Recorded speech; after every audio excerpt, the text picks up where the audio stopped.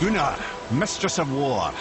After any conflict, big or small, she would be first on the scene, sussing out the worthy spirits for a free trip to Valhalla. A gruesome task, but she took great pride in it. Any conflict. Impossible. It's true. She had help from her sisters, of course, but Gunnar was always first to arrive. Her judgment of the fallen was unparalleled, and an invaluable resource. Ah, Gondul. Beautiful Gondul. And? Huh?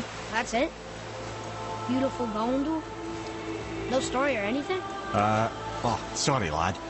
The sight of Gondul always took my breath away.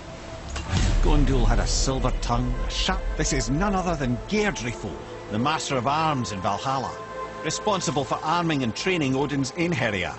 His what? His army come Ragnarok. The entire reason Valhalla exists, you see. The Einherjar wait in the Great Hall endlessly, feasting, drinking and fornicating themselves silly. Once Ragnarok begins, this, my friends, is Kara.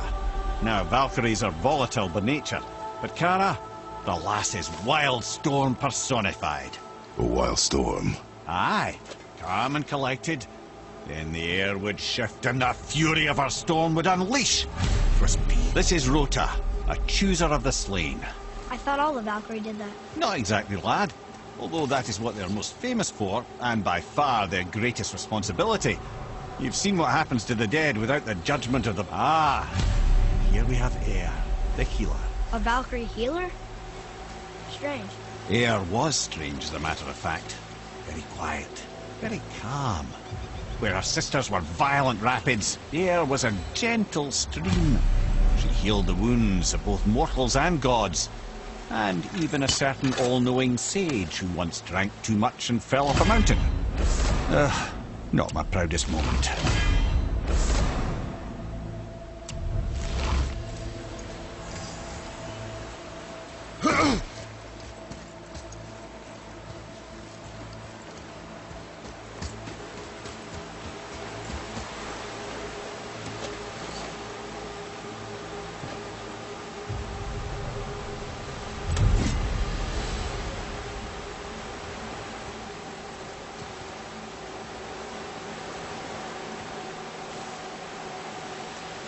Olrun, once the daughter of a powerful chieftain. She fell defending him during a Reaver attack. Olrun was escorted to Valhalla, where she chose to devote her afterlife to the pursuit of knowledge above all else. Quite unusual behaviour amongst the constant drinking and feasting of her fellow Valhallian denizens. How'd she end up a Valkyrie? Odin. He saw a kindred spirit in Olrun's single-minded pursuit of knowledge. He appointed her as the Valkyrie's resident historian.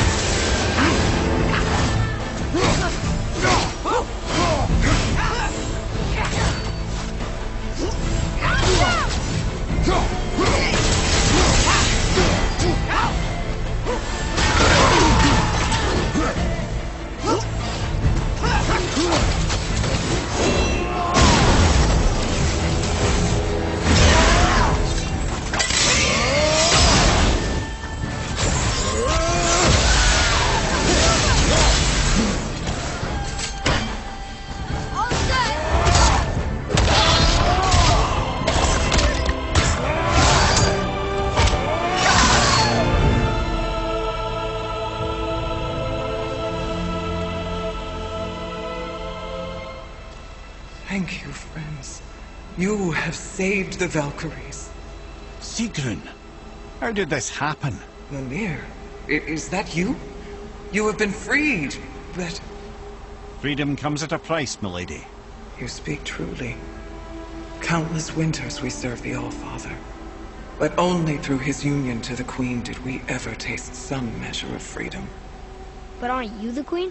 There has only been one Queen of the Valkyries, the goddess Freya.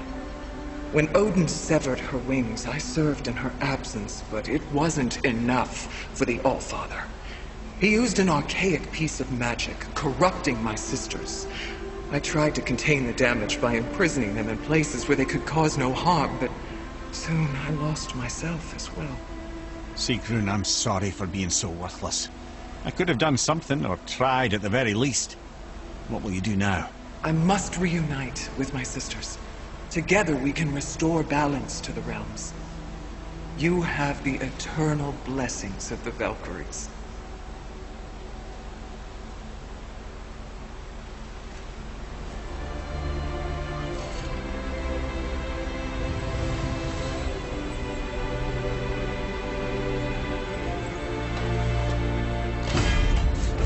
Well, we did it, I suppose. You don't sound very happy about it.